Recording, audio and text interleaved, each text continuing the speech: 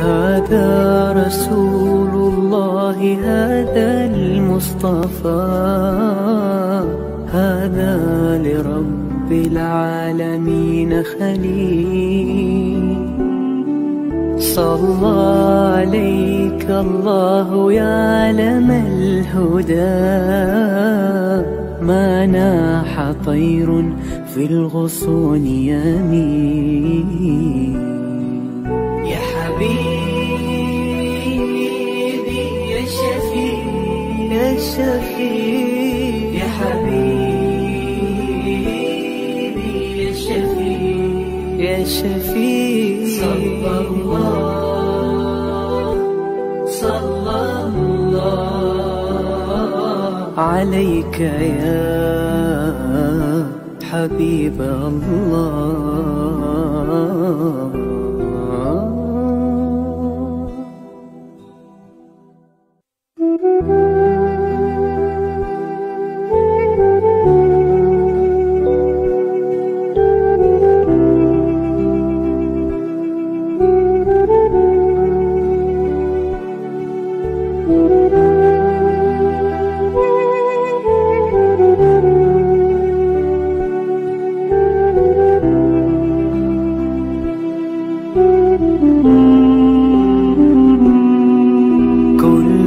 القلوب إلى الحبيب تميل، ومعي بذلك شاهد ودليل. أما الدليل إذا ذكرت محمدا، فترى دموع العاشقين تسيل. هذا رسول الله، هذا المصطفى، هذا لرب العالمين خليل. صلى عليك الله يا علم الهدى، ما ناح طير في الغصون يمين. يا حبيبي يا شفيع يا شفيع، يا حبيبي يا شفيع يا شفيع. صلى الله عليك يا حبيب الله.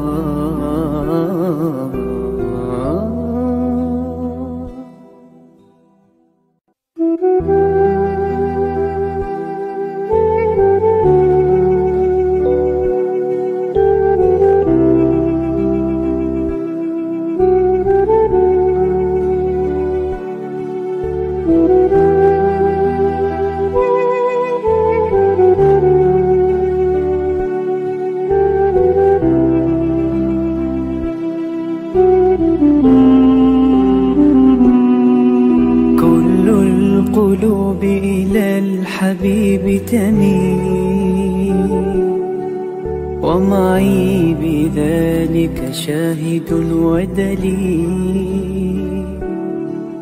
أما الدليل إذا ذكرت محمدا، فترى دموع العاشقين تسيل. هذا رسول الله، هذا المصطفى، هذا لرب العالمين خليل. صلى عليك الله يا علم الهدى، ما ناح طير في الغصون يمين.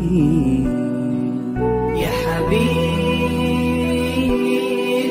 يا شفيع يا شفيع، يا حبيبي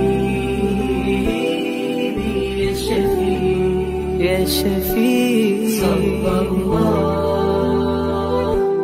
صلى الله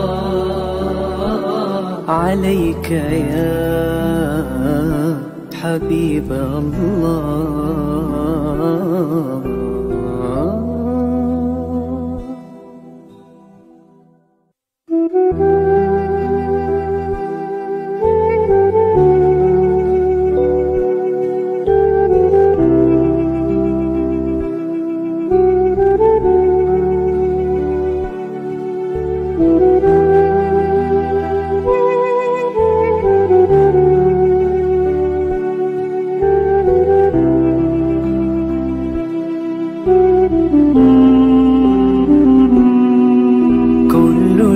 القلوب إلى الحبيب تميل ومعي بذلك شاهد ودليل.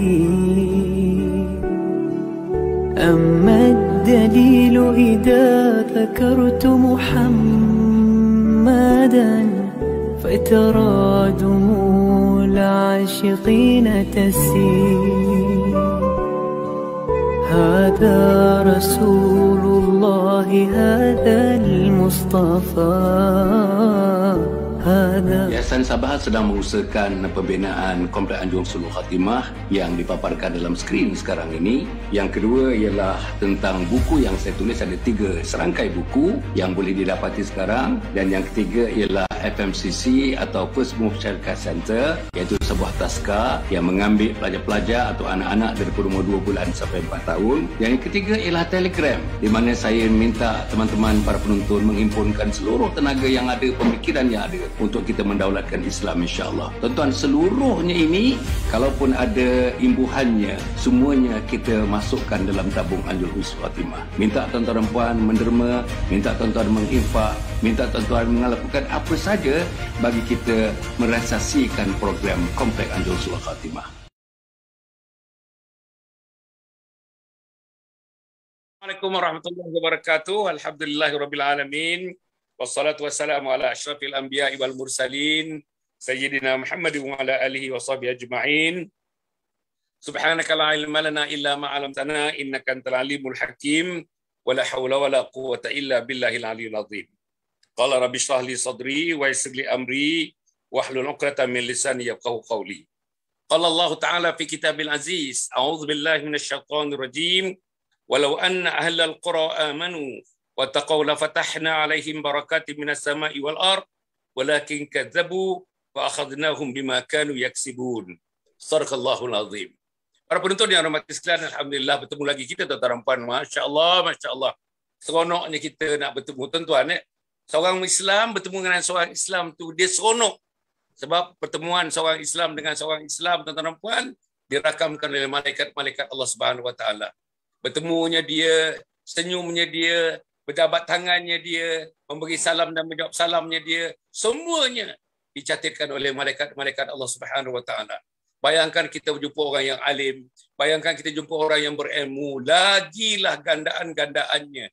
Lebih-lebih lagi diberikan kepada kita ganjaran, kita berhimpun berpisah kerana Allah Subhanahu wa taala. Salah satu ciri ahli syurga disebutkan rajulani tahabba fillah ijtama'a alaih wa tafarraqa alaih, iaitu mereka yang kasihkan Allah. Mereka bertemu macam kita bertemu malam ni daripada Singapura, tuan-tuan. Kita bertemu malam ni kerana satu, kerana kita kasihkan Allah. Kita berpisah sekitar jam 10, 15, 10, 20 nanti, tuan-tuan, pun kerana kita kasih sayang cinta kita yang tidak berbelah bagi kepada Allah Subhanahu wa taala. Inilah sifat ahli syurga, tuan-tuan dan puan, insya-Allah. Tuan-tuan dan puan, ya, ayat yang saya baca tadi, tuan-tuan, alhamdulillah, rasanya ayat itu nanti diulas oleh doktor kita, tuan-tuan dan puan, dua-dua doktor kita, mengenai malam ini tajuk dia, tuan-tuan dan puan, hidup bersendikan barakah. Hidup bersendikan kepada barakah. Jadi tuan-tuan dan puan, insya-Allah, apalah arti hidup kalau tak ada barakah? Apalah artinya gaji yang banyak kalau tak ada barakah? Apalah artinya, tuan-tuan, kita mempunyai kehebatan-kehebatan memimpin dunia ini, memimpin Malaysia dunia kalau tak ada barakah? Apalah hebatnya kalau kita string subtitles, tuan-tuan dan puan. Title itu, title ini yang kita dapat dalam negeri luar negara, tetapi tidak ada barakah. Apalah artinya dapat isteri yang cantik kalau tidak ada barakah? Apalah artinya kalau ada anak-anak, tuan-tuan, anak-anak yang hebat, handsome. Yang lakinya handsome, yang perempuannya very beautiful, tuan-tuan dan puan, tapi tidak ada barakah dalam kehidupan. Dan apalah artinya, tuan-tuan, keseluruhan kehidupan kita ni. Kita meniti kehidupan, tuan-tuan dan puan, tapi kehidupan kita ni jauh daripada keberkatan Allah Subhanahu wa taala. Persoalannya saya tanya tadi, apa artinya? Apa artinya? Apa artinya? Apa artinya? Okey, ya, jadi tuan-tuan dan puan, malam ni kita kupas sikit. Sebelum tu, tuan-tuan dan puan, insya-Allah, jangan lupa tuan-tuan dan puan, macam saya ingatkan, saya ada akaun TikTok, tuan-tuan dan puan, insya-Allah, yang saya diminta oleh teman-teman buka akaun TikTok. Semata-mata, tuan-tuan dan puan, insya-Allah, saya nak mengambil para remaja, anak tuan-tuan, anak saya, anak siapa saja, tuan-tuan dan puan, supaya datang kepada agama Allah, kasih kepada Allah, cinta kepada Nabi Muhammad sallallahu alaihi wasallam. Jadi setiap kali saya mulakan program, tuan-tuan, wahai anak-anakku yang disayang, yang dikasihi, yang dicinta dan rindui Macam itu saya mulakan tuan-tuan dan puan, insya-Allah. Jadi kita ada beberapa siri tuan-tuan dan puan, insya-Allah ya. Yang ini namanya Mahkota Cinta tuan-tuan. Di bawah tajuk Mahkota Cinta, insya-Allah kita sudah ada 2 siri yang sudah ke udara tuan-tuan dan puan. Insya-Allah mudah-mudahan kita akan bertemu lagi tuan-tuan dan puan. Insya-Allah TikTok tuan-tuan Datuk Dr. Hassan bin Muhammad Ali. Jadi tuan-tuan dan puan, insya-Allah malam ni saya fikir saya nak bagikan penghormatan untuk memulakan majlis ini kepada yang berbahagia Dr. Rahimi Muhammad Saad tuan-tuan dan puan daripada Fakulti Pendidikan Universiti Melaya. Selamat datang kepada Dr. Dr. Jan, Dr. Bibi Jan, Muhammad Ayub daripada Singapura tuan-tuan dan puan yang telah bersama dengan kita. Agaknya malam ini malam yang keempat Dr. Bibi Jan bersama dengan kita tuan-tuan dan puan, insya-Allah. Jadi kita lagi sekali saya ingatkan tuan-tuan, tajuknya ialah hidup bersendikan kepada berkat. InsyaAllah kalau misalnya Dr. Rahimi boleh mulakan apa pun tuan-tuan dan puan, like and share, mintakan kawan kita tuan-tuan. Tuan-tuan ini menyentuh kehidupan saya, menyentuh kehidupan tuan-tuan dan puan, menyentuh kehidupan semua orang. Mungkin nanti tuan-tuan ada satu checklist diberikan oleh dua-dua doktor yang di hadapan kita tuan-tuan. Checklist menunjukkan sama ada kita tengok satu persatu. Mungkin tidak ada sentuh, tapi kita saja menggunakan checklist itu nanti untuk menengok sama ada kehidupan kita setakat ini diberkati atau tidak diberkati oleh Allah Subhanahu Wa Taala. Kalau tidak diberkati, carilah jalan-jalannya tuan-tuan dan puan. InsyaAllah dalam bulan Muharram ini, tahun 1443 Hijrah ni, jadikan bulan ini bulan barakah, tahun ini tahun barakah, insyaAllah tuan-tuan. Dan seterusnya mendapat keberkatan Allah Subhanahu Wa Taala. Dr. Rahimi, sila mulakan doktor. Sila. Okey, bismillahirrahmanirrahim. Assalamualaikum warahmatullahi taala wabarakatuh. Waalaikumsalam. Alhamdulillahirabbil alamin wa bihi nasta'in. Wassalatu wassalamu ala sayyidil mursalin wa ala alihi wa ashabihi ajma'in.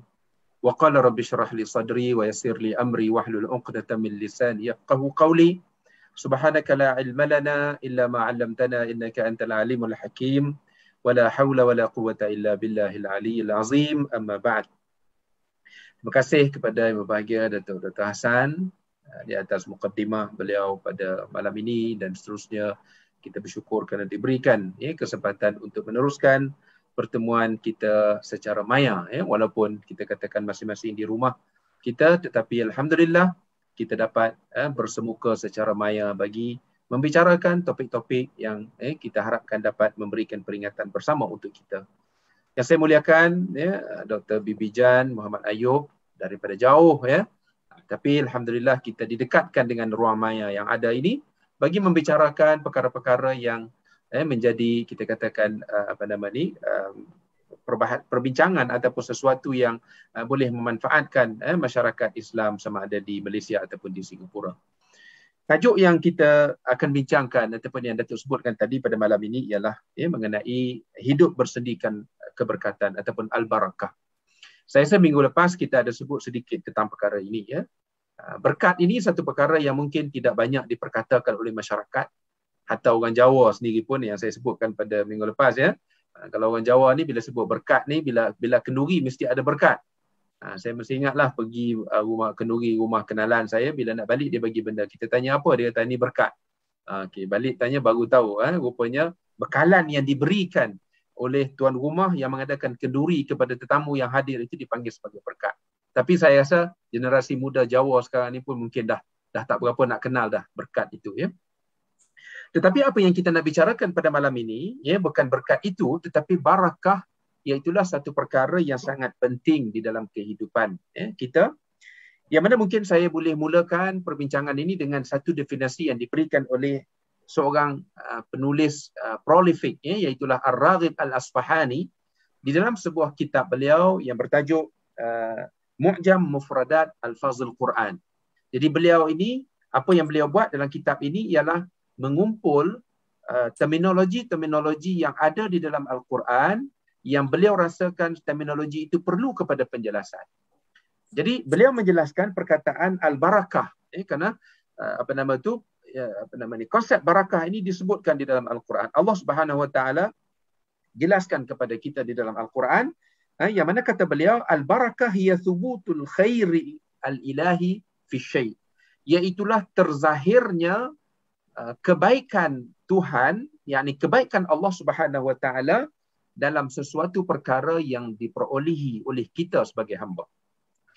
Maknanya apa tuan-tuan? Iaitulah yang dikatakan barakah ini ialah apabila kita memperolehi sesuatu yang boleh membawa kita mendekatkan diri dengan Allah. Itu mungkin satu, kita katakan satu kefahaman mudah ya untuk kita fahami apa yang dikatakan dengan al-barakah.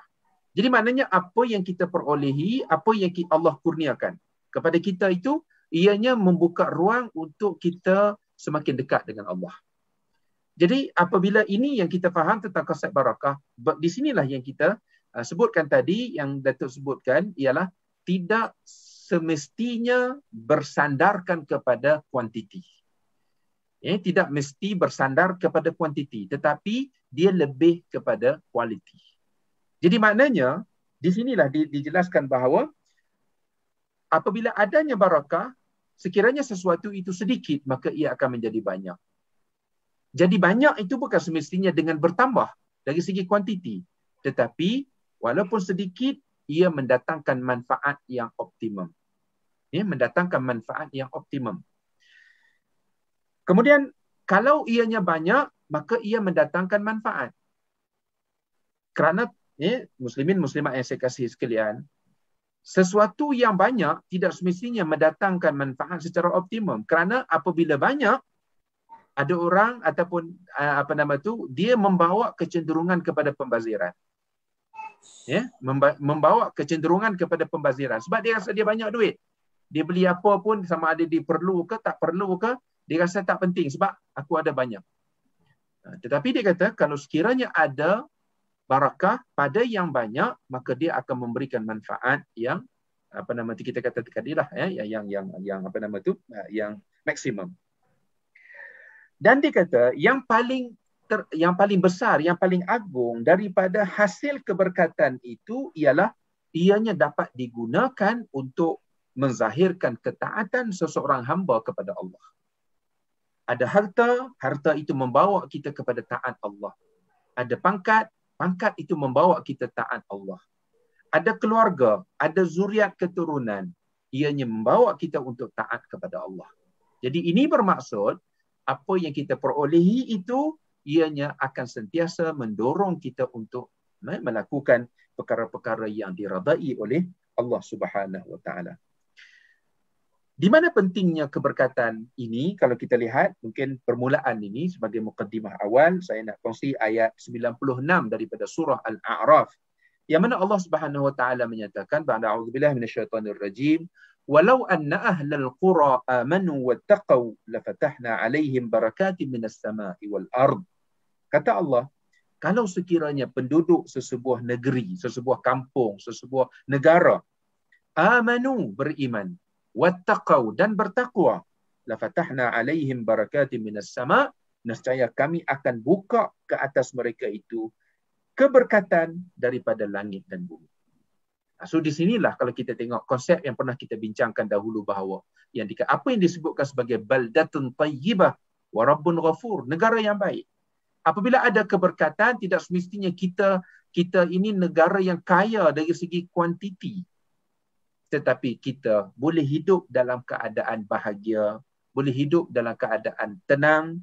Ya, kalau kita tengok hari ini orang bercakap tentang happiness, kebahagiaan, ya, ada dia punya ada standard yang digunakan untuk mengukur happiness ini. Tetapi ialah kalau kita tengok negara-negara yang diukur memiliki tahap happiness yang tinggi ini, dia bukan negara yang dikenali sebagai negara yang termasuk dalam negara G7 itu, maknanya negara paling maju, 7 negara yang dianggap sebagai paling maju di dunia lah. Tidak ada satu pun daripada G7 ini yang kita katakan berada pada indeks happiness index ni yang tinggi. Jadi bermakna kebahagiaan itu tidak semestinya diperolehi dengan yang kita katakan tadi, kita memiliki kuantiti semata-mata, tetapi bagaimana kita nak menikmati apa yang kita ada walaupun sedikit, itulah yang akan menentukan apa yang dikatakan keberkatan itu. Jadi Datuk, lebih kurang dalam 7 minit mukaddimah awal ini, moga-moga insya-Allah tuan-tuan. Ada 3 komponen yang dibincangkan dengan memetik seorang ahli fikir tadi tuan-tuan, tentang memberikan makna dan juga penjelasan mengenai barakah yang kita selalu sebut-sebut, berkat. Barakah dalam bahasa Arabnya disebut barakah. Dan disebutkan tadi komponennya mendekatkan diri kepada Allah. Dengan barakah itu kita dekatkan diri kita kepada Allah Subhanahu Wa Taala. Dan barakah menjadi sebagai vehikel untuk kita mendekatkan diri kepada Allah Subhanahu Wa Taala. Yang kedua ialah mestinya bersandarkan kepada quality, bukan semata-mata quantity. Quality. Manusia yang berkualiti, anak yang berkualiti, suami yang berkualiti, isteri yang berkualiti, harta yang berkualiti. Tak perlu banyak, tuan-tuan. Simpanan bank yang berkualiti, tuan-tuan, macam mana? Perbelanjaan yang berkualiti, makan yang berkualiti. Mungkin kita makan boleh makan setalam, tapi ada orang makan sepiring, tuan-tuan. Tapi makan sepiring, kenyangnya lebih hebat daripada makan setalam. Sebab keberkatan yang dialaminya, tuan-tuan, insya-Allah. Jadi saya teringat ada sahabat-sahabat, bahkan ada dalam hadis menyebutkan, makanan untuk 2 orang cukup untuk 4 orang. Makanan 4 orang cukup untuk 8 orang. Tuan-tuan, begitulah. Kerana keberkatan, tuan-tuan puan. Dan ada teman-teman memberitahu saya, tuan-tuan, dalam mereka mengembara, tuan-tuan, dalam dunia ni. Memang jamaah ramai, tuan-tuan, ramai. Memang nasi tu memang dah tak ada tapi tak buka. Dia tak buka, tuan-tuan. Dia tak buka tudung kepada periuk yang berisi nasi itu. Untuk dibawa, untuk diedarkan kepada banyaknya pengunjung-pengunjung yang datang, teman-teman yang datang. Tapi, tuan-tuan, terus menerus, terus diceduk, tuan-tuan, Masya Allah. Ialah mungkin kita tak tahu ataupun mungkin kita tak percaya benda-benda keberkatan ini semuanya daripada Allah Subhanahu Wa Taala. Diturunkan daripada langit keberkatan itu, tuan-tuan. Inilah yang berlaku, insya-Allah. Jadi yang ketiga yang disebut tadi, menzahirkan taat kepada Allah Subhanahu Wa Taala. Maknanya barakat ini satu penzahiran, tuan-tuan. Kita kena zahirkan hidup yang sempurna, hidup yang tidak begitu mewah tetapi berkat. Anak kita yang tuan-tuan, alhamdulillah, tidak enjoy macam mana anak orang ada airconnya, ada kipasnya, ada semua kelengkapan-kelengkapannya, tapi tuan-tuan dalam peperiksaan anak itu tidak seberjaya anak-anak kampung yang kipas pun tak ada, tuan-tuan, insya-Allah.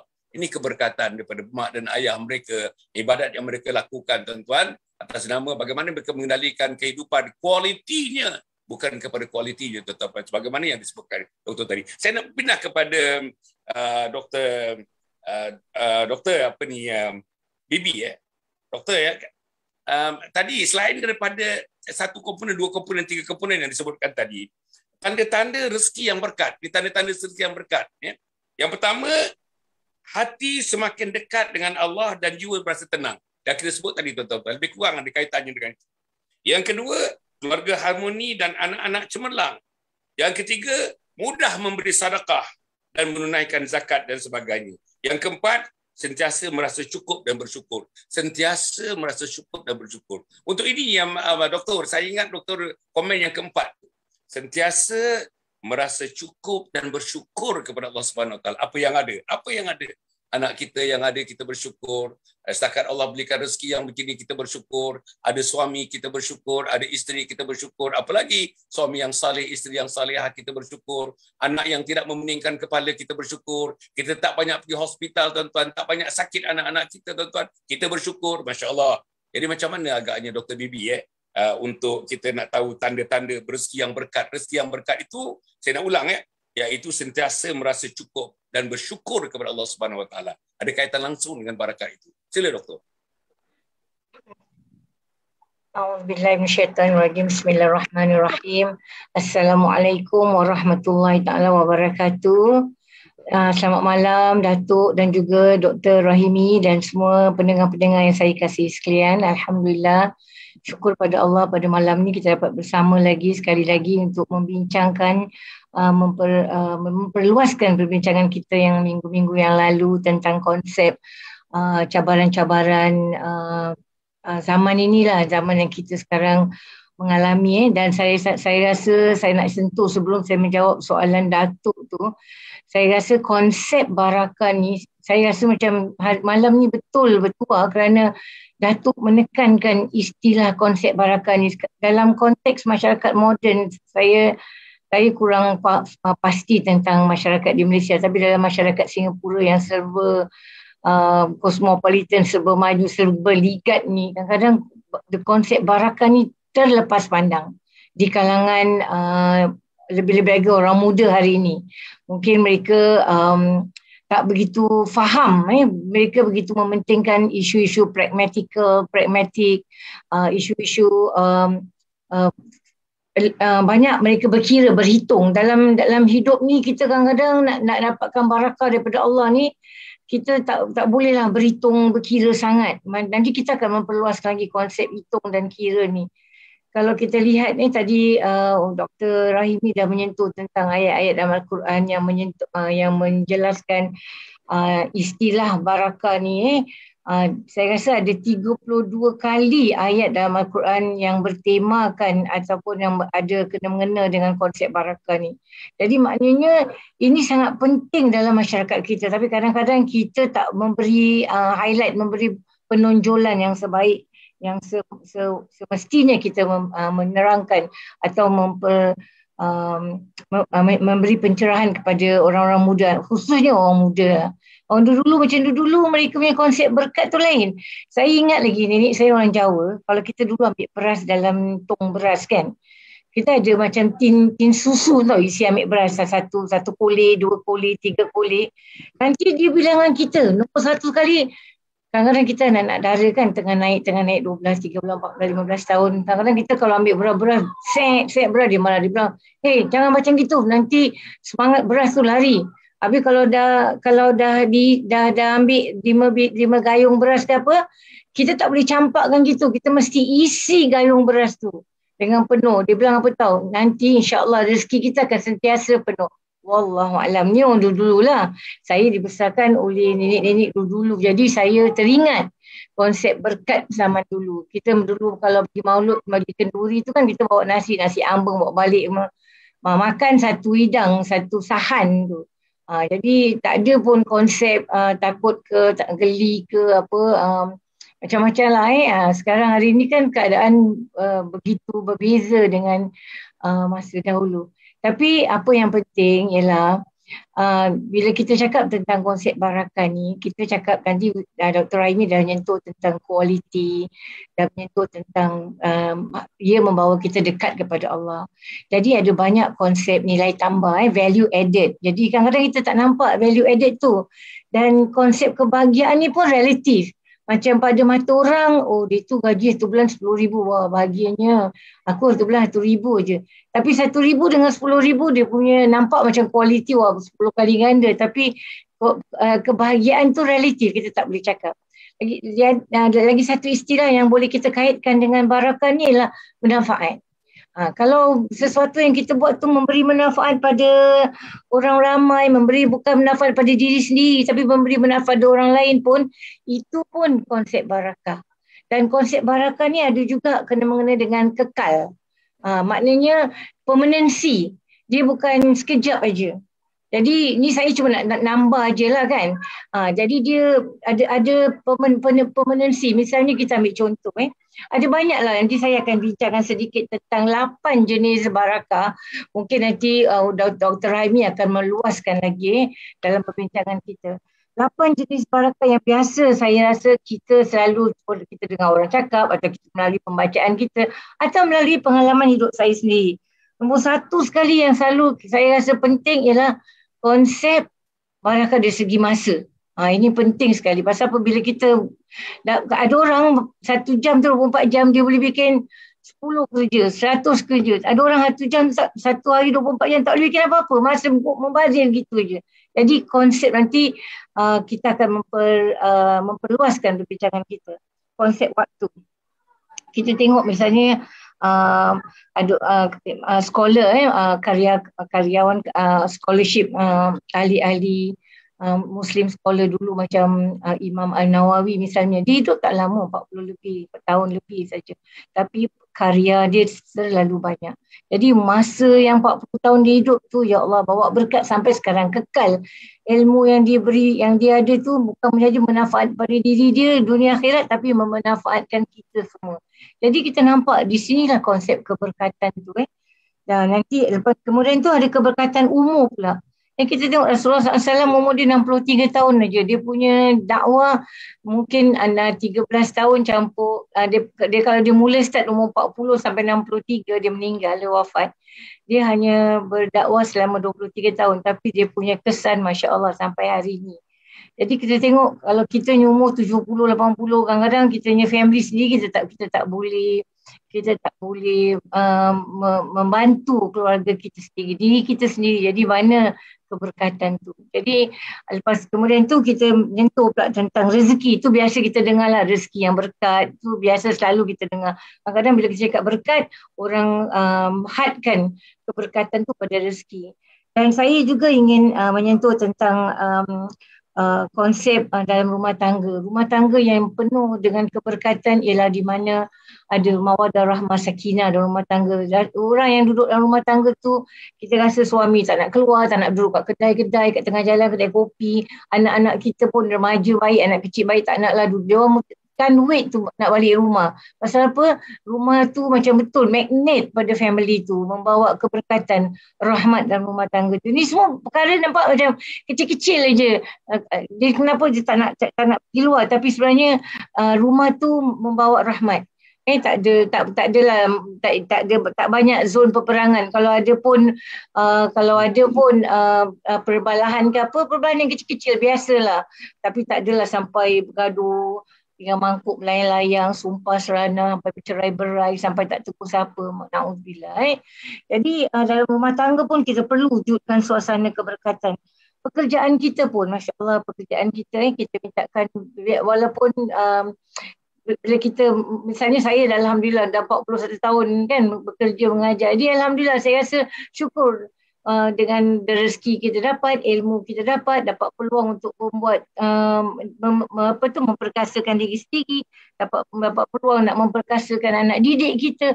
Jadi ini semua adalah keberkatan yang kita harus faham dan kita harus syukur dengan rahmat Allah. Ini kalau kita tak faham, kita tak syukur. Jadi bila kita syukur, Allah Ta'ala bilang Allah akan menggandakan lagi segala rahmat yang Tuhan beri pada kita. Dan seterusnya saya rasa selalu orang bergaduh, adik-beradik, ipar dua, mertua, menantu ni pasal soal kasih sayang.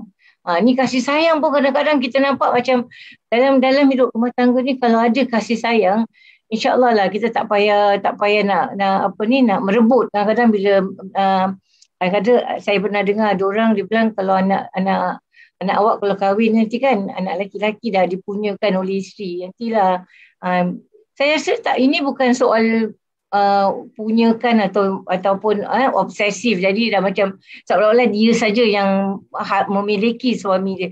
Suami itu pun ada ibu, ada bapa, ada family, ada adik-beradik yang perlu dijaga. Jadi kalau kita kongsi kasih sayang ni semua, kita kongsi semata-mata yang apa kita buat. Tuhan kasih kita kedudukan, kita gunakan untuk cari ridha Allah. Tuhan kasih kita kekayaan, cari ridha Allah. Tuhan kasih kita keluarga, anak pinak, suami isteri pun mendekatkan kita pada Allah. Tadi yang Dr. Raimi dah sentuhkan. Jadi apa saja anugerah, kurniaan, rahmat Allah yang Tuhan kasih kita dalam bentuk apa sekalipun. Jadi kalau kita tidak menyalahgunakan, kita tidak abuse nikmat-nikmat Allah ni, kita menyempurnakan nikmat Allah ni dengan baik, insya-Allah segalanya akan dipenuhi dengan barakah. Wa imam hubungan, kata Allah bilang kalau dua orang suami isteri bercinta kerana Allah saya akan jadi parti yang ketiga yang memberi barakah kepada hubungan ini. Begitu juga dengan orang bikin business partnership. Jadi pendek kata, jangan ada rasa belot, rasa buruk sangka, rasa curiga. Jadi ini semua perasaan-perasaan yang dibisikkan oleh syaitan supaya mewujudkan suasana yang keruh dalam kehidupan kita. Wallahu a'lam. Alhamdulillah. 8 perkara tuan-tuan dan puan, bidang-bidang yang kita boleh cerita tentang barakah ni tuan-tuan. Daripada barakat dari segi masa sampailah kepada redha Allah Subhanahu Wa Taala. Semuanya dibincangkan satu persatu tuan-tuan ya. 8 perkara, 8 bidang, 8 kategori ataupun boleh dikatakan 8 tangkai utama tuan-tuan. Kalau kita nak cerita tentang keberkatan hidup ini tuan-tuan dan puan, insya-Allah. Jadi semuanya tuan-tuan dan puan, semuanya dibalik kepada bersyukur kepada Allah. Sikit cukup, banyak untuk orang lain pun sama. Sikit cukup, banyak pun untuk orang lain bersama. Inilah tuan-tuan dan puan konsep yang ada kepada kita. Saya nak pergi kepada doktor ya. Ini kita bukan apa ni, kita sebagai citizen ya, sebagai orang yang minta maaf educated, sebagai orang yang merupakan pilihan dalam masyarakat. Doktor, mungkin saya pun masuk dalam bidang itu agaknya kan ya. Jadi kita mungkin nak menyawakan rasa hati kita kan ya. Hari ini pukul 2.30 tadi Dr. Bibi ya, Malaysia dikurniakan seorang lagi Perdana Menteri ya, yang akan meneraju negara ini. Alhamdulillah sudah angkat sumpah tadi pada pukul 2.30. Jadi maksud saya timbulkan benda ni. Tadi doktor ada menyebutkan baldatun thayyibatun wa rabbun ghafur. Nak mencipta satu negara yang alhamdulillah aman makmur, dalam keadaannya Tuhannya mengampunkan. Yang di atas diampunkan, ketengahannya diampunkan, yang di bawah diampunkan. Sebagai satu negara, tuan-tuan dan puan, berada dalam pengampunan Allah Subhanahu Wa Taala. Tuan-tuan, saya agaknya doktor, profesor, cuma kan ya, kita diberikan anugerah Allah untuk melawat negara-negara dalam dunia. Saya dalam hidup ni, tuan-tuan ya, ialah ini semua anugerah Allah Subhanahu Wa Taala. Rasanya 4 kali saya melawat dunia ni, tuan-tuan dan puan ya. Dah pergi Latin America, dah pergi Afrika, dah pergi Eropah, dah pergi Australia, dah pergi New Zealand. Saya nak sebutkan, bukan saya nak sebutkan yang saya ni hebat melawat-lawat, tidak. Tapi ya, bila balik-balik, saya belajar di Amerika 6 tahun, saya belajar 6 tahun setengah kan. Hebat negara ni, tuan-tuan, hebat. Pembangunannya, teknologinya, agaknya susah nak melawan Amerika Syarikat. Tapi tuan-tuan, hati saya mesti punya. Ini yang dikatakan ya, hujan emas di negeri orang, hujan batu di negeri sendiri. Cantik lagi negeri sendiri, tuan-tuan dan puan. Di Malaysia ni, minta maaf Dr. Bibi, di Singapura pun agaknya sama saja, di Brunei pun sama saja agaknya. Kita semua ada, natural resources kita ada, minyak kita ada, resources kita ada, apa nak, agriculture kita ada, oil palm kita ada, rubber kita ada, semua kita ada. Dalam bumi kita emas, sekarang ni emas, tuan-tuan, emas. Di Pahang ada emas, di Kelantan ada emas dan sebagainya. Minyak, tuan-tuan dan puan, berbagai-bagai. Tetapi masalah kenapa ada lagi timbul? Tak nampak lagi gambaran-gambaran baldatun thayyibatun wa rabbun ghafur secara menyeluruh. Tak nampak lagi gambarannya. Anak-anak muda. Semalam cerita doktor ya. Minta maaf saya sebutkan ni, tuan-tuan ya. Semalam kita ada program dengan Dr. Izwan ya, daripada JAKIM. Memberitahu ada 8 orang anak muda 15 tahun sampai 18 tahun dah ditangkap dah pakai baju lokap, saya tengok dah. Merogol gadis muda, gadis kecil berumur 13 tahun. 8 orang, 15 tahun sampai 18 tahun, merogol seorang gadis kecil 13 tahun. Now, apa yang saya nak sebutkan, ya, bukanlah kata kita ni sebagai pemimpin kena jaga semuanya itu, tapi persediaannya, suasananya, environmentnya, kata orang dia punya gelanggangnya, dia punya parametersnya. Ya. Tapi itulah Malaysia ni, saya nak tekankan lagi tuan-tuan, para penonton mata sekalian, tuan-tuan berada di Malaysia ni, saya tak tahulah mengatakan dalam dunia ni kalau ada macam di Malaysia ni, tuan-tuan. Masjid begitu banyak, surau begitu banyak, mak tahfiz begitu banyak, sekolah agama begitu banyak, apa nak? Sekolah-sekolah yang biasa, sekolah yang biasa begitu banyak, universiti banyak, college banyak, semuanya banyak. Ruang-ruang pekerjaan banyak.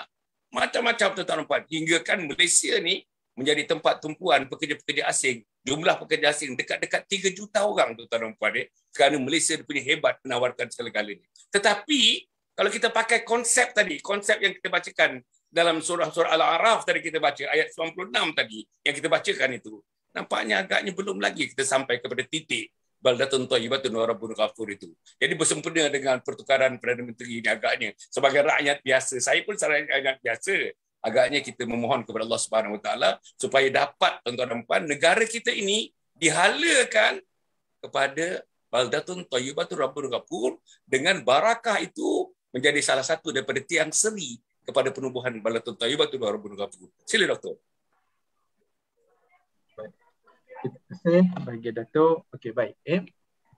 Saya rasa kalau kita nak melihat kepada apa yang Dato' sebutkan tadi dah, dia sebenarnya rentetan daripada apa yang disebutkan oleh Dr. Bibi tadi, iaitu tentang keberkatan tempat. Ya, keberkatan tempat. Ini juga satu benda yang sangat penting. Ya, kita sebut, saya dah sebutkan di awal tadi bahawa yang disebutkan tentang index of happiness itu, walaupun dialah yang buat itu bukanlah daripada negara yang ini ya, tetapi maknanya antara negara yang agak famous dalam hal ni ialah Republic of Bhutan, di apa nama, satu negara yang ialah tak ramai orang yang apa nama tu biasa ataupun bukanlah satu negara yang famous, okey. Tetapi itulah yang menunjukkan kepada kita bahawa kebahagiaan itu dapat dicapai bukan hanya apabila kita berada di suatu keadaan dan tempat yang semua orang menganggap itu sebagai satu tempat yang hebat dan berjaya. Yang maknanya berada di cosmopolitan itu tidak semestinya menggambarkan penduduknya itu lebih bahagia daripada yang tinggal di luar bandar. Jadi konsep kebahagiaan itu adalah juga tertakluk ataupun terikat dengan tempat.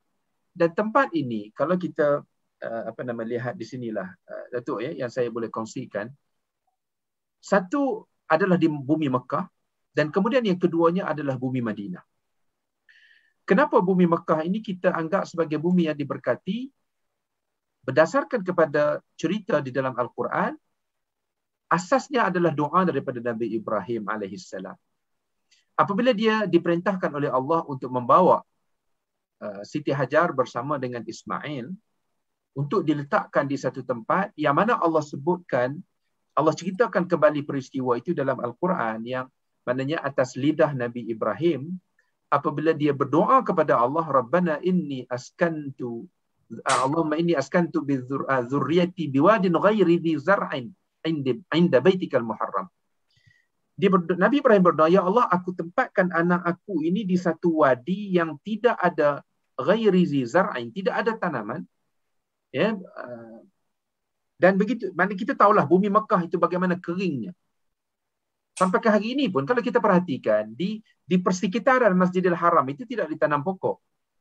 Maksudnya tidak ada pokok yang ditanam. Kita berjumpa, mungkin kita pergi ke kawasan Mina, kita keluar pergi ke kawasan Aziziyah, luar sedikit daripada kawasan Mekah itu, kita dapat lihatlah pokok-pokok. Tapi di bumi Mekah itu sendiri adalah bumi yang kering kontang. Biwadin ghairi dhi zar'in 'inda baitikal muharram. Tetapi kenapa Ibrahim datang itu? Tapi kerana itu adalah perintah Allah. Tapi dalam masa yang samalah kita lihat dalam keadaan yang sukar itu, Nabi Ibrahim berdoa kepada Allah Subhanahu wa taala, Rabbana waj'al af'idatan minan nasi tahwi ilaihim. Engkau jadikanlah hati manusia itu tertarik untuk datang kepada mereka, untuk datang ke tempat di bumi yang dikatakan tidak ada tanaman, yang kering kontang ini, engkau tariklah hati manusia untuk datang ke sini. Sebab itulah tuan-tuan dan puan-puan sekalian, kalau kita perhatikan, bumi Mekah ini adalah bumi yang menjadi perhatian manusia daripada seluruh pelosok dunia. Contohnya saya nak sebut, katakanlah ada orang yang dia pengalaman tak berapa elok pergi buat umrah.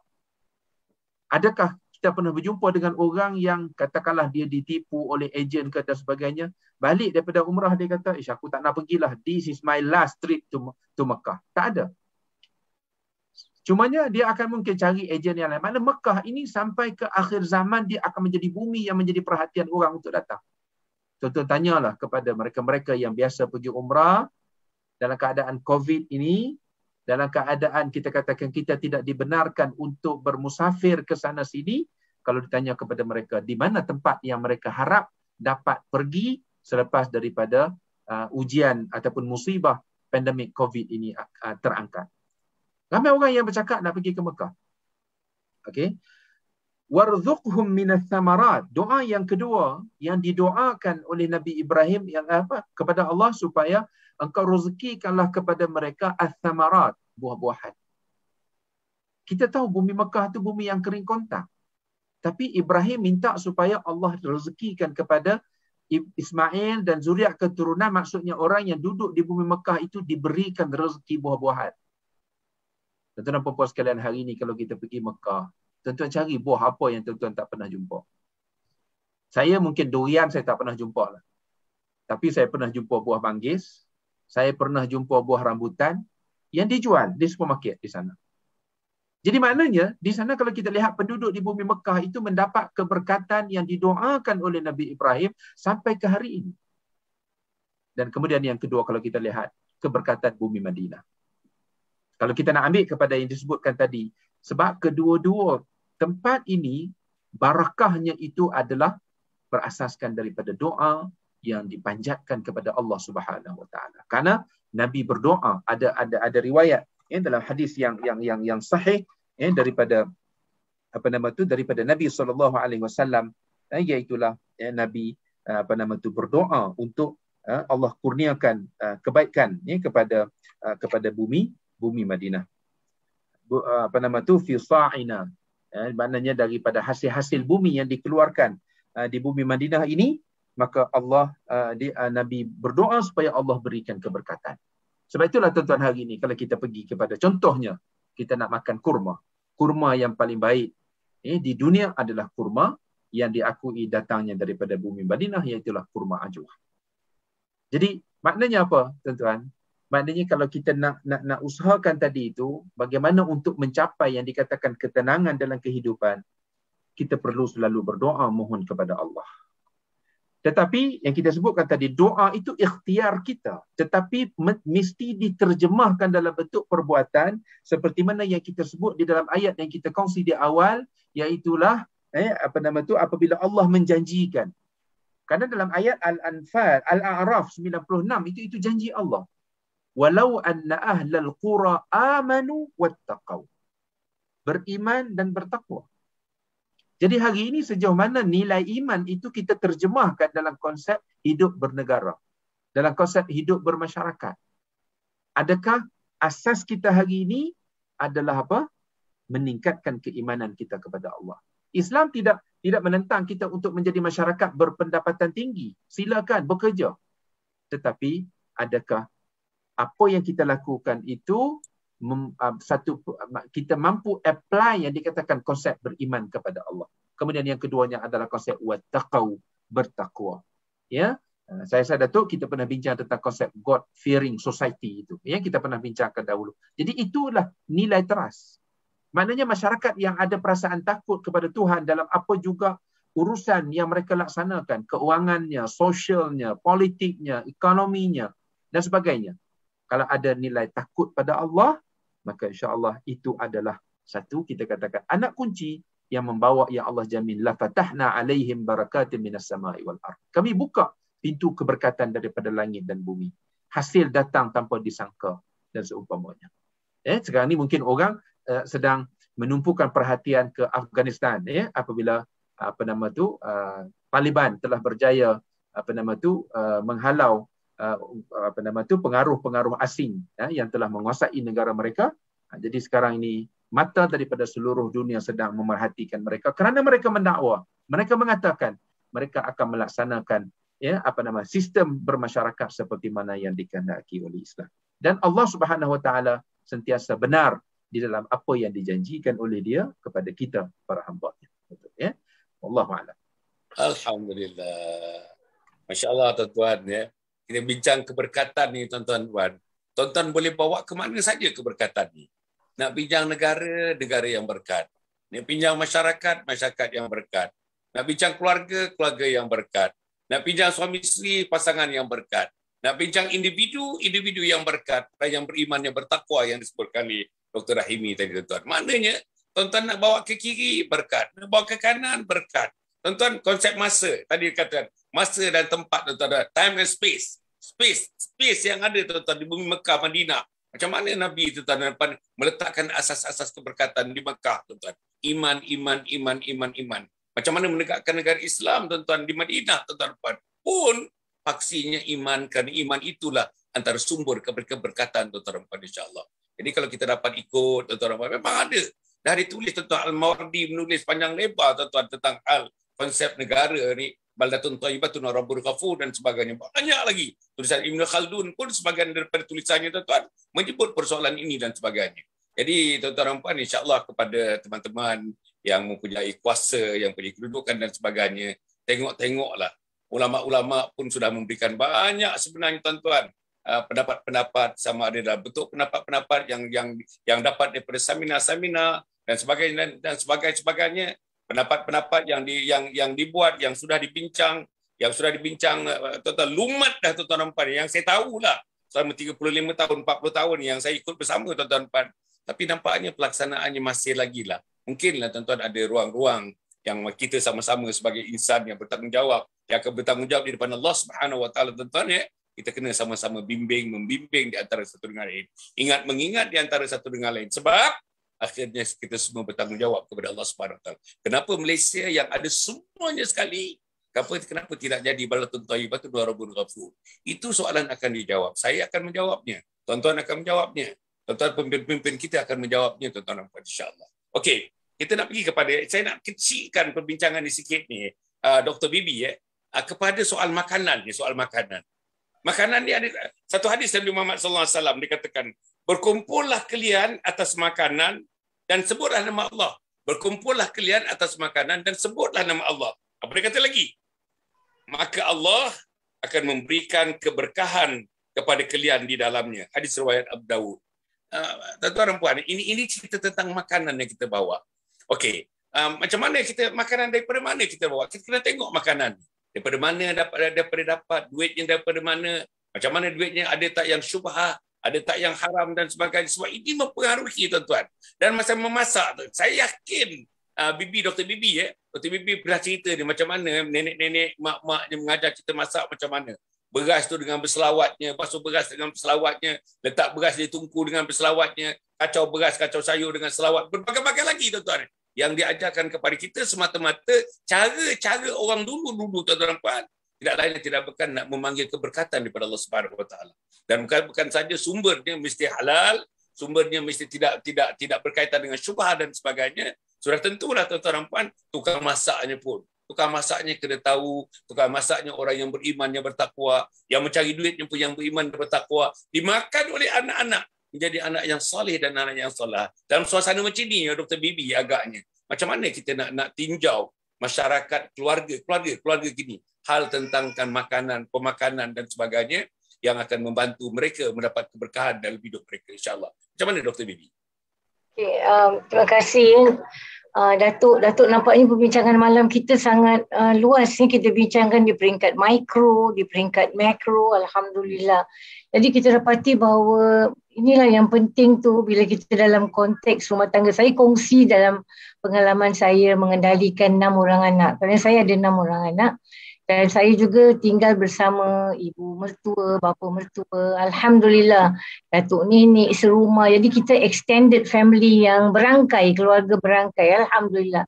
Jadi saya dibesarkan oleh ibu-ibu tu dulu, kita orang miskin kan dulu. Jadi kita diajar supaya apa pun masak kat rumah. Kalau nak makan mi ke, nak makan apa pun lah. Dia kata nak makan nasi ayam, nak makan roti kirai apa, daripada beli kat luar tak muai katanya. Pasal kita ramai dan kita pun bukan orang kaya mewah. Jadi kita diajar untuk beli barang-barang mentah, balik rumah kita nak beranak masak. Alhamdulillah, jadi berkat makan. Cukup, boleh kasih jiran tetangga lagi. Dan memang ada hadis yang mengatakan kalau kita siapkan makanan untuk 2 orang, keberkatan akan datang untuk 4 orang. Kalau kita masak untuk 4 orang, keberkatan akan datang untuk 8 orang. Jadi ini memang dah diberitahu oleh Rasulullah SAW. Jadi kalau saya rasa konsep barakah ni saya nak kongsi sikit lah, Datuk. Bukan saja orang Islam tau yang mempercayai konsep barakah. Orang-orang bukan Islam juga mereka punya sendiri konsep barakat mereka sendiri. Jadi kalau macam mereka rasa kalau mereka memberi donasi ataupun donation charity, konon rezeki mereka tu akan bertambah. Jadi diorang ada cara tersendirilah. Apa bangsa, apa agama sekalipun, buat imam Buddhis ke ataupun orang Kristian dan sebagainya. Tapi konsep kita alhamdulillah jelas. Memang konsep barakah ni wujud dalam segenap domain kehidupan kita. Jadi kalau kita tak ambil peluang untuk mendapatkan rahmat Allah barakah ni, saya rasa rugi. Jadi saya nak kongsi dalam aspek rumah tangga. Yang pertama sekali, saya didiklah anak-anak saya seberapa, saya pun tak pandai sangat, tapi saya didik satu murid. Konsep wa'ati Allah wa'ati Rasul, taat pada Allah, taat pada Rasul. Ini bila kita tanamkan konsep taat pada Allah, taat pada Rasul, God fearing, God conscious yang kita dah bincangkan beberapa minggu yang lalu. Tadi pun Dr. Raimi dah sebutkan. Bila kita hidup kita berpusatkan pada Allah, takut dengan Allah. Jadi kita cuba sedaya upaya menghidupkan ajaran yang Allah melalui Al-Quran, sunnah Nabi, kita hidupkan sunnah Nabi, insya-Allah kita takkan tersesat jauh sangat. InsyaAllah kita akan sentiasa dibimbing oleh Allah. Jadi saya rasa dalam keadaan rumah tangga, saya kongsi dalam rumah tangga saya. Saya tak berapa pandai untuk nak ceritakan pasal kat luar, tapi rumah tangga saya, yang pertama saya selalu bilang anak-anak saya, apa kita buat, innamal a'malu binniyat. Apa kita buat, kalau kita niat tak betul, niat kita serong, niat kita bercampur baur, niat kita ada kontaminasi, Masya Allah. Jadi itu satu kesulitan besar. Bagaimana kita nak mensucikan niat ni? Ini kita perlukan pertolongan Allah. Kita tak mampu. Saya tak mampu untuk menjernihkan niat saya. Saya selalu doa pada Allah, ya Allah, berilah saya kekuatan, berilah saya kemampuan untuk menanamkan sifat ikhlas dalam diri saya. Kalau tidak, saya jadi manusia yang paling rugi. Hidup kat dunia tapi tak dapat rida Allah. Pasal rida Allah lebih penting daripada syurga Allah. Kalau kita dapat rida Allah, insya-Allah syurga will come automatically. Kalau rida Allah tak dapat, kita asyikkan nak syurga, insya-Allah kita tengok orang-orang wali-wali seperti macam Rabiatul Adawiyah ni semua, kita dengar cerita mereka, bagaimana mereka tak menghiraukan reward and punishment. Mereka hanya mahukan kasih sayang Allah, rida Allah, mahabbah Allah. Jadi kita mesti ingat itu.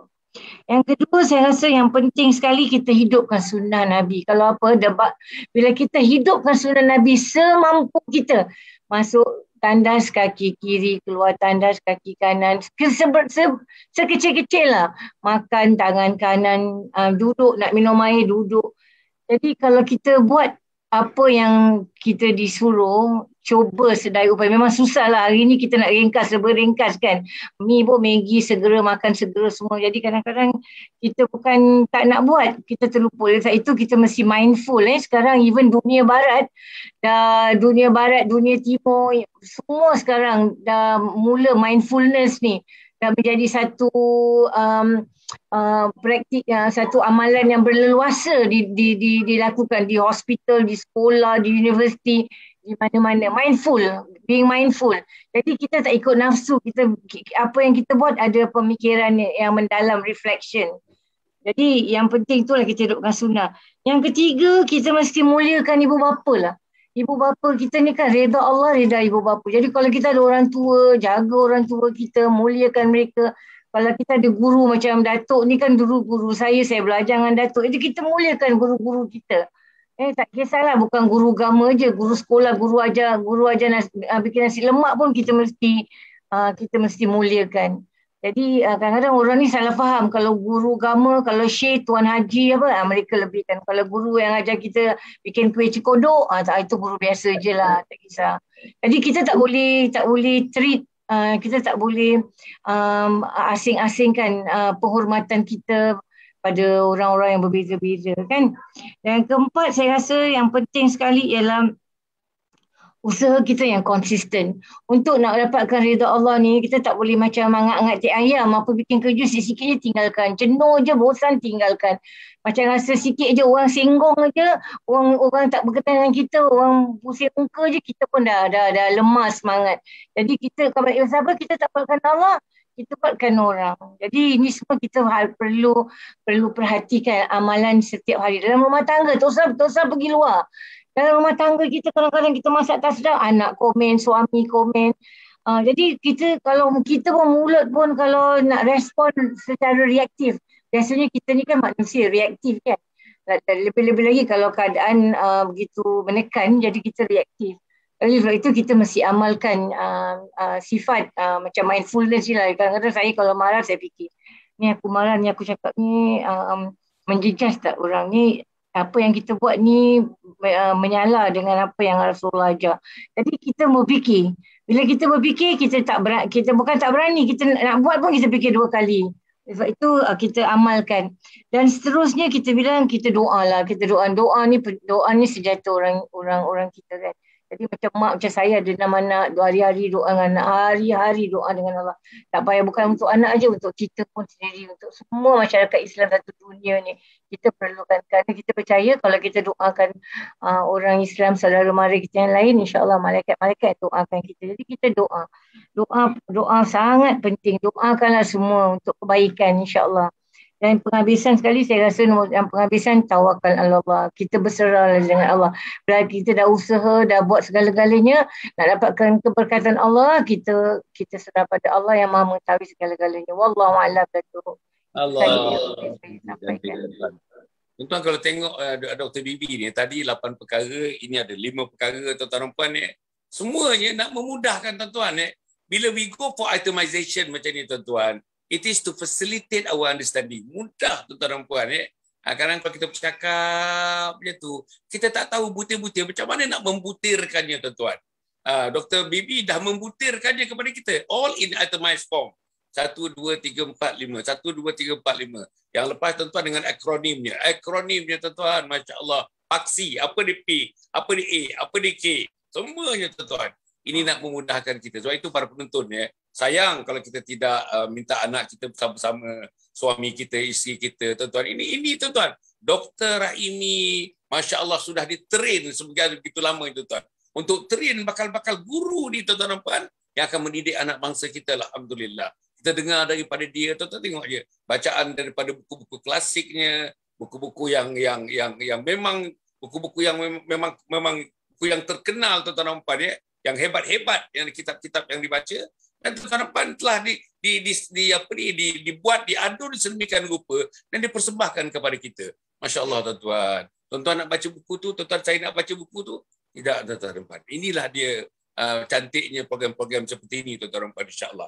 Tuan-tuan tadi Dr. Rahimi tadi ada Dr. Bibi sebut soal keberkatan ni mungkin dia punya konotasi lain.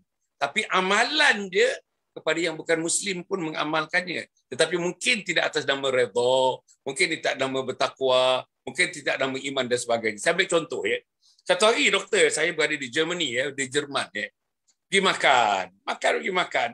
Tuan-tuan nak tahu kita makan tu tak dibenarkan langsung bawa balik. Lebih-lebihan tu tak boleh bawa balik. Apa kita buat tuan-tuan? Apa dia buat? Lebihan daripada makanan itu kita kena serahkan dekat kaunter. Lebihan tu. Masya Allah, dia timbang lebihan tu, dinilai lebihan tu, kena bayar lagi. Berapa yang kita tidak habis makan. Ini tuan-tuan dan puan satu sifat. Innal mubadzirina kanu ikhwana syayatin wa kana syaitanu rabbihi kafura. Tuan-tuan dan puan, bila saya pula pergi, minta maaf doktor memang belajar di negara Arab dan sebagainya. Saya pergi ke negara Arab. Allah tuan-tuan, kita makan 3 orang, tengok 4 orang tuan-tuan, satu kibas tu kita makan la ilaha illallah. Buang tuan-tuan, buang. Saya dah tengok dengan mata kepala sendiri tuan-tuan dan puan, berapa banyak dalam tong-tong sampah. Tuan-tuan pergilah ke Mekah, pergilah ke Madinah, berapa banyak dalam tong sampah satu hari. Makan makanan yang tidak dimakan, yang terbuang gitu saja. Jadi macam mana doktor macam mana dapatkan keberkatan itu? Kalau misalnya benda-benda yang macam ini pun kita tak dapat. Tapi kalau cerita Nabi Muhammad SAW, macam mana azabnya kehidupan Nabi Muhammad, kema tu belah 2 makan, seorang sebelah. Sampai begitulah. Dan najis para sahabat dilaporkan dalam hadis. Najis sahabat ni Dr. Bibi macam najis kambing, tahu tak? Kambing maknanya makanannya sangat terhad hingga menghabiskan najis seperti najis kambing macam itu. Tuan-tuan dan puan kita punya maha guru akan ulas ni. Sila Dr. Rahimi. Mute. Unmute. Okey, maaf. Okey, baik Datuk. Terima kasih. Dan saya bukanlah orang yang terbaik untuk nak mengulas isu ini tetapi maksudnya ialah benar apa yang diperkatakan oleh Datuk tadi. Kalau kita lihat Syekh Muhammad Abduh dan begitulah juga dengan Buya Hamka. Buya Hamka dia menulis buku beliau tentang 4 bulan di Amerika. Kalau Muhammad Abduh juga pernah menulis pengalaman beliau melawat ke Amerika. Jadi satu kata-kata yang popular keluar daripada mulut beliau ialah dia kata apa? Ra'aitul Islam bidunil muslimin. Aku melihat Islam di sana tetapi tidak ada orang Islam, tidak ada Muslim. Jadi maknanya apa yang beliau nak tekankan di situ ialah tentang adanya praktis nilai-nilai Islam. Walaupun di sana tidak ramai, Muslim itu bukan majoriti, tetapi nilai-nilai Islam itu terjemahkan secara praktikal, secara praktis dalam kehidupan.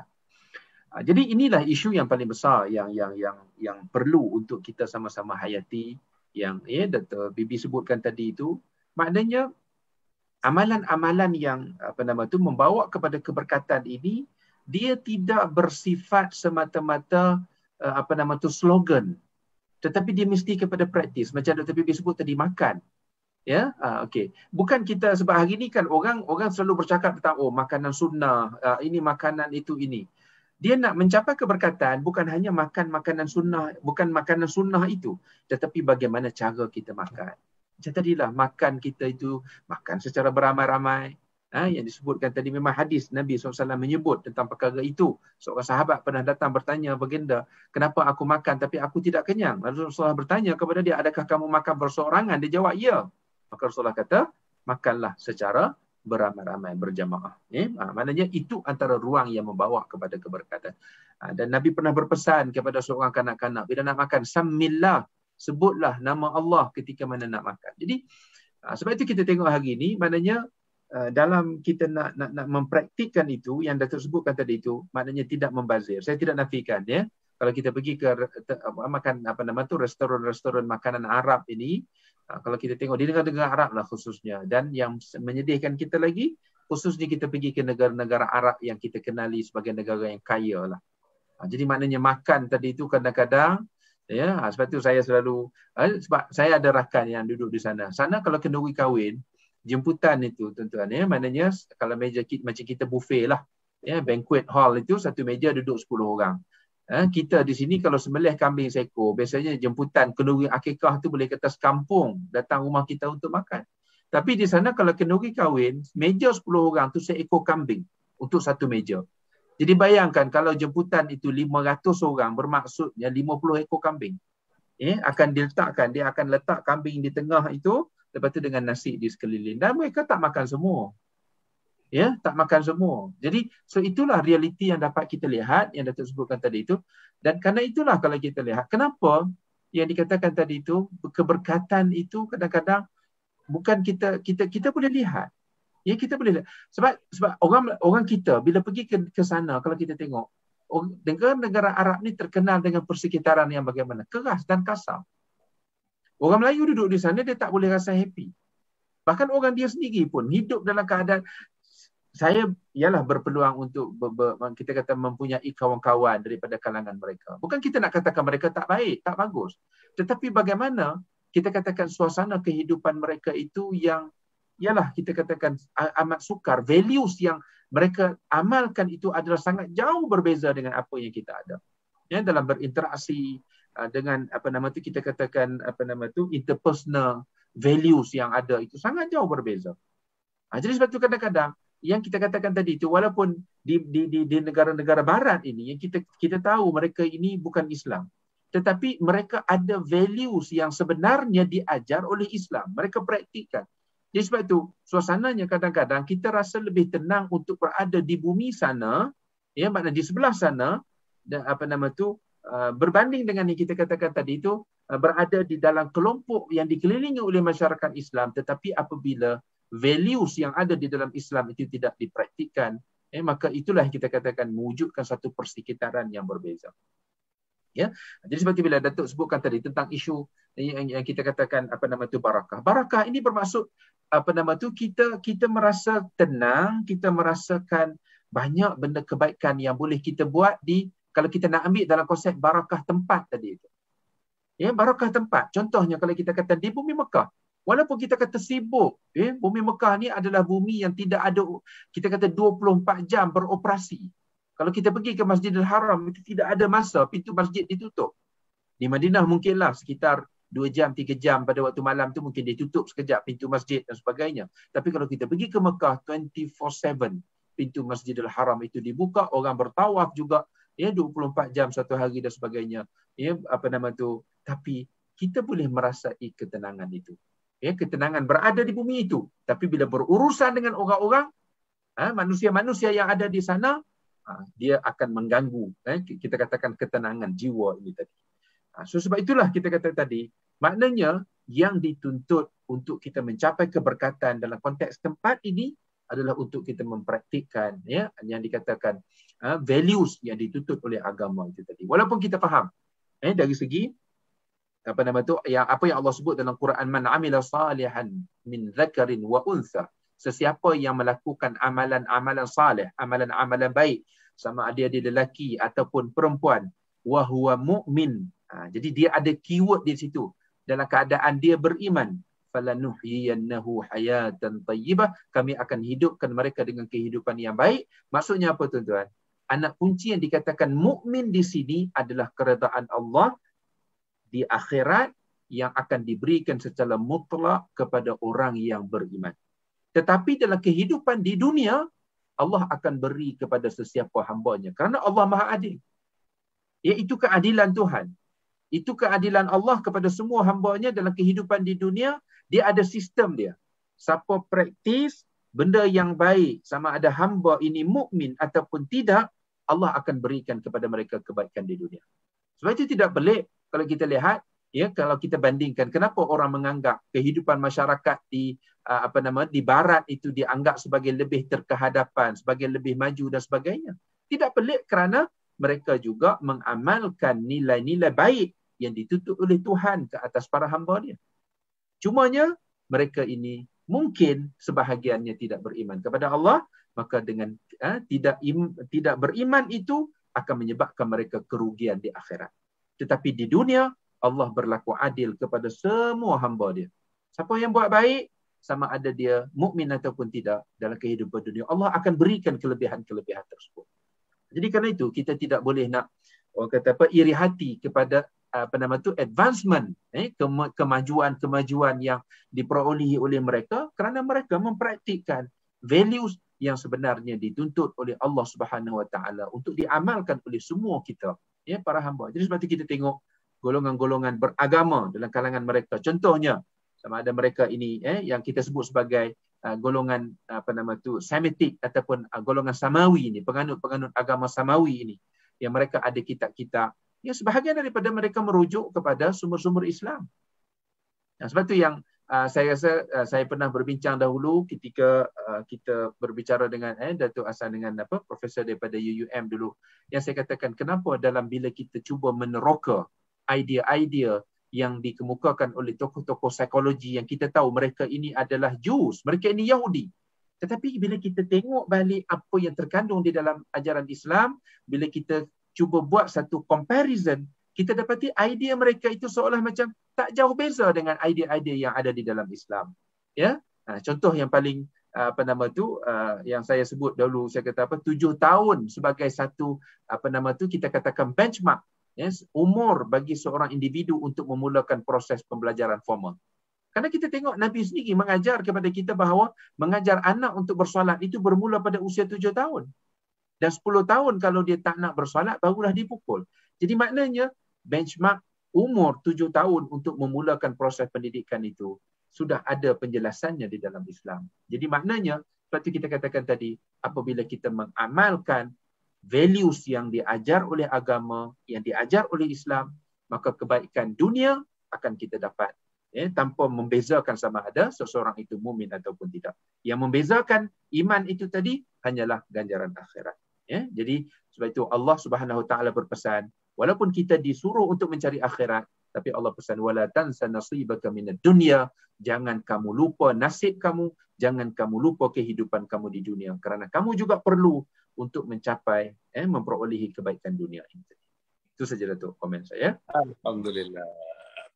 Yang akhirnya saya ingat dalam masa yang singkat kepada Dr. Bibi. Dr. Bibi, salah satu yang kita bincang tadi bila sebut kata barakah di ialah gambaran yang ada ialah mudah memberi sedekah, mudah membayar zakat dan sebagainya.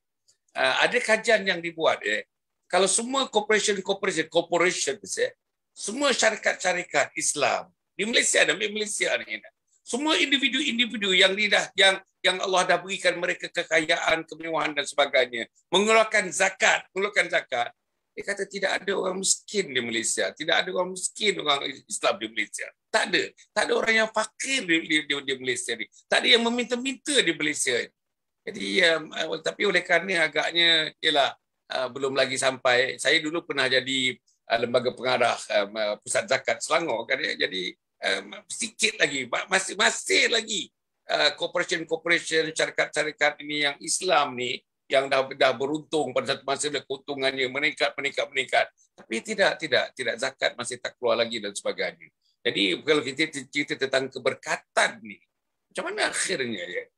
Kalau misalnya kita tak susah sangat nak mengeluarkan sedekah, susah sangat nak mengeluarkan zakat, susah sangat. Bahkan dekat individu pun, dekat individu terdapat individu yang hebat-hebat, bilioner pun kan.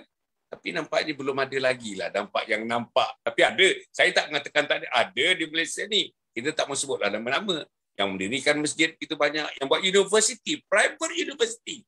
Tuan-tuan dan puan, private university dibuat oleh orang yang diberikan rezeki oleh Allah Subhanahu Wa Taala. Tetapi pada masa yang sama tidak ada juga yang agaknya yang belum lagi nampak cahaya hidayah seperti itu kan untuk memberkatkan apa yang diberikan oleh Allah Subhanahu Wa Taala dengan bersedia untuk sharekan kemewahan, sharekan keselesaan, sharekan kekayaan mereka. Dan itu dan tuan dan puan yang nak dibagi tahu, kita ni sebenarnya adalah pemegang sementara saja. Kekayaan kita ni pemegang sementara. Kita hold in trust. Kita trustee dia sebenarnya. Dan semuanya milik Allah Subhanahu Wa Taala yang mesti dipulangkan kepada Allah Subhanahu Wa Taala insya-Allah. Jadi macam mana dalam konteks ini, dalam konteks diri, dalam konteks keluarga dan sebagainya, susah sangat nak keluarkan zakat, susah sangat nak beri sedekah, susah sangat nak menghulurkan sedikit bantuan kepada mereka, the most unfortunate, the underserved, orang yang itu banyak lagi dalam kehidupan kita ni yang sukar kita nak bantu mereka. Macam mana doktor yang akhir ni? Saya rasa pandangan saya dan pengamatan saya, mungkin saya silap, tapi kalau saya silap saya minta maaf.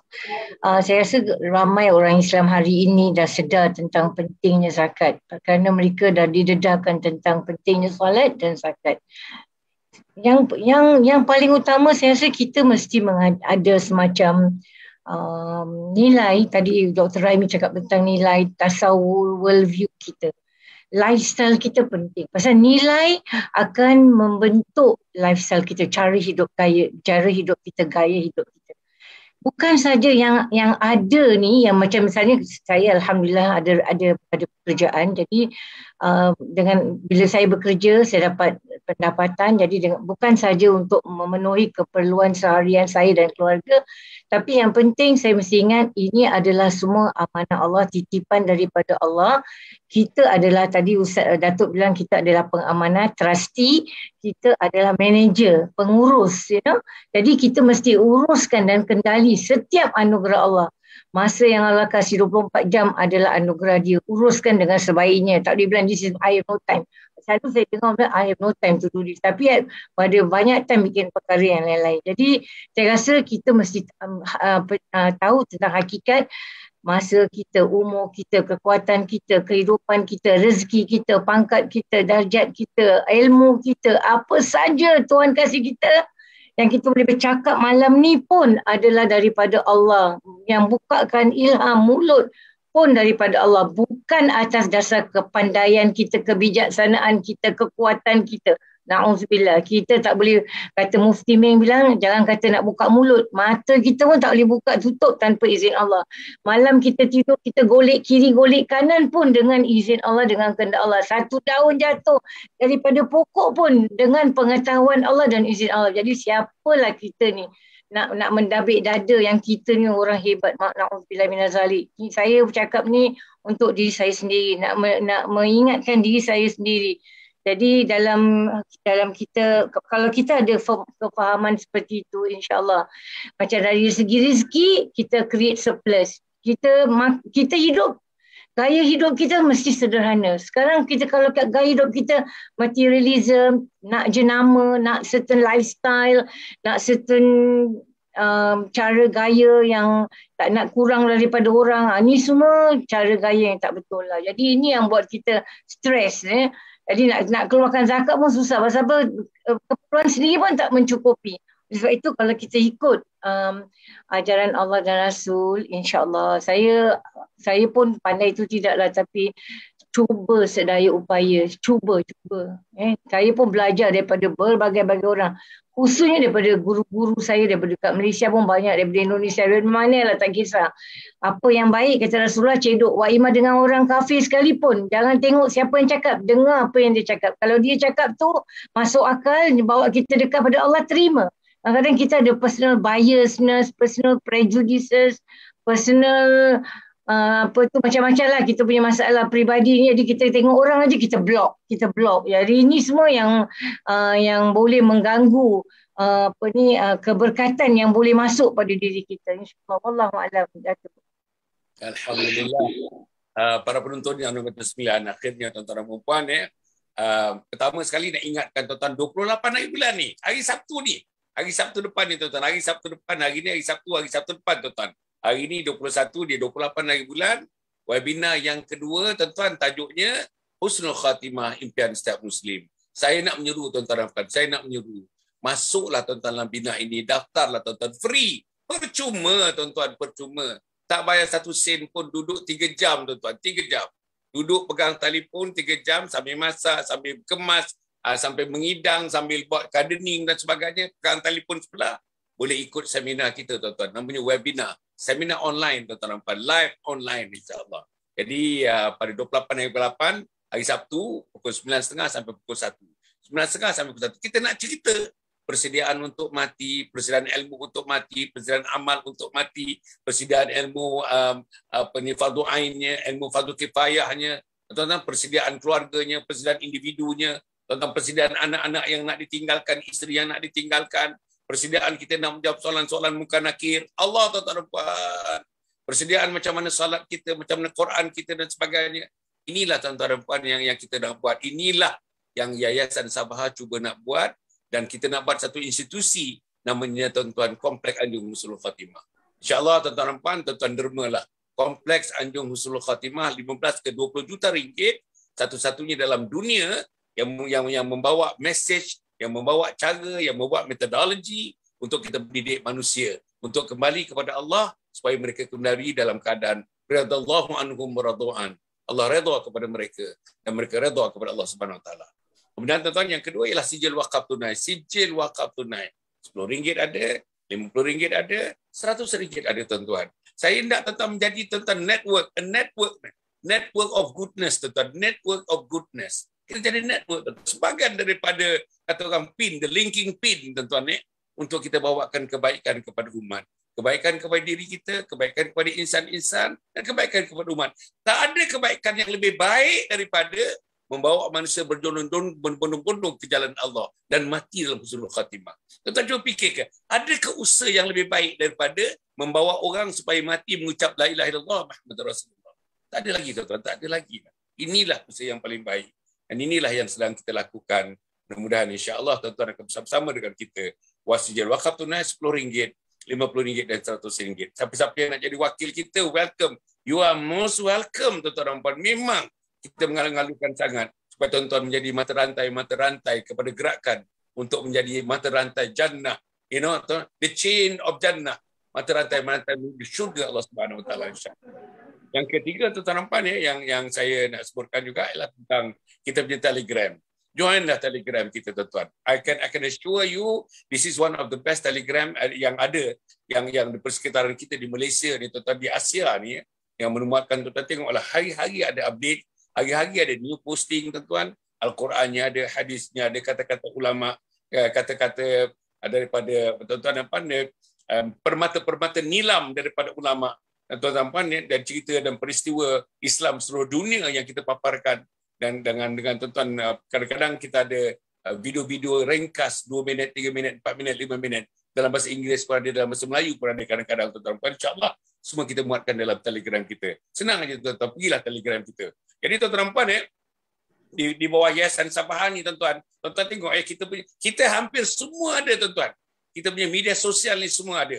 YouTube kita ada, Instagram kita ada, Twitter kita ada, Facebook kita ada tuan-tuan, Telegram kita ada, TikTok pun kita ada tuan-tuan. Jadi saya harap tuan-tuan gunakanlah.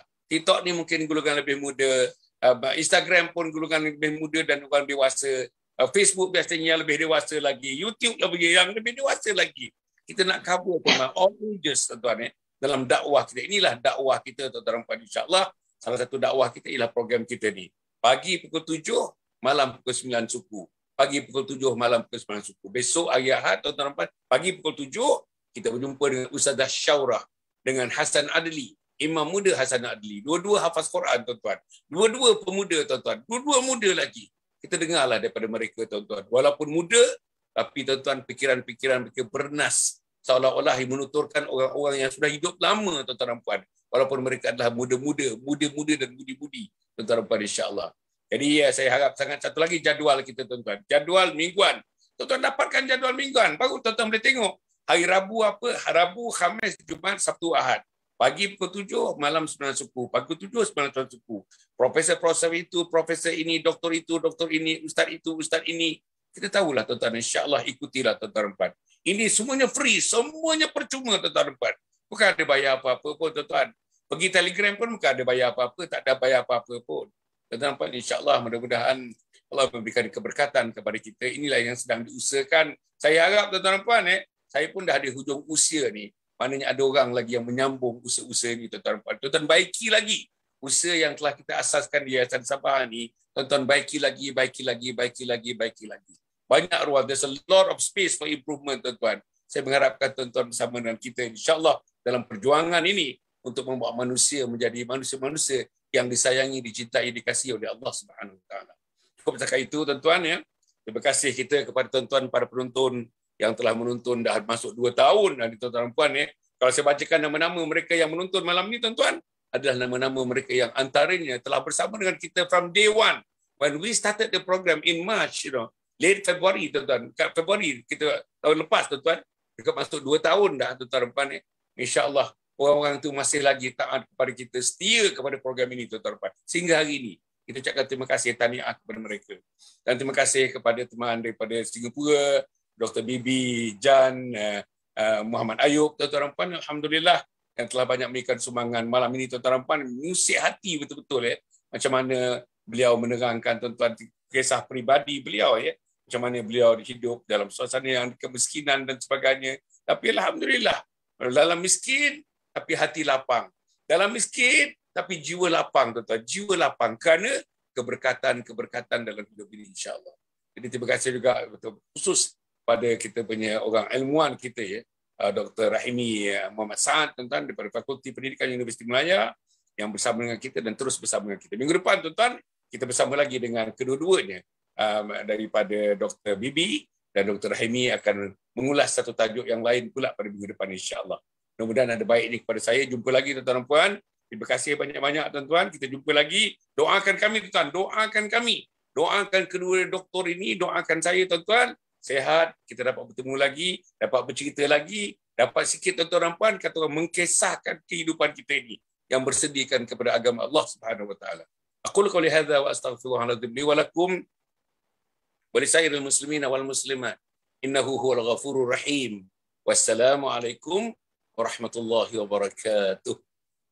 Yayasan Sabah sedang mengusahakan pembinaan Komplek Anjung Suluk Khatimah yang dipaparkan dalam skrin sekarang ini. Yang kedua ialah tentang buku yang saya tulis, ada 3 serangkai buku yang boleh didapati sekarang. Dan yang ketiga ialah FMCC atau First Move Syarikat Center, iaitu sebuah taska yang mengambil pelajar-pelajar atau anak-anak daripada umur 2 bulan sampai 4 tahun. Yang ketiga ialah Telegram, di mana saya minta teman-teman para penonton menghimpunkan seluruh tenaga yang ada, pemikiran yang ada untuk kita mendaulatkan Islam, insya-Allah. Tuan-tuan, seluruhnya ini kalaupun ada imbuhannya, semuanya kita masukkan dalam tabung Anjung Suluk Khatimah. Minta tuan-tuan dan puan menderma, minta tuan-tuan menginfak, minta tuan-tuan melakukan apa saja bagi kita merealisasikan program Komplek Anjung Suluk Khatimah.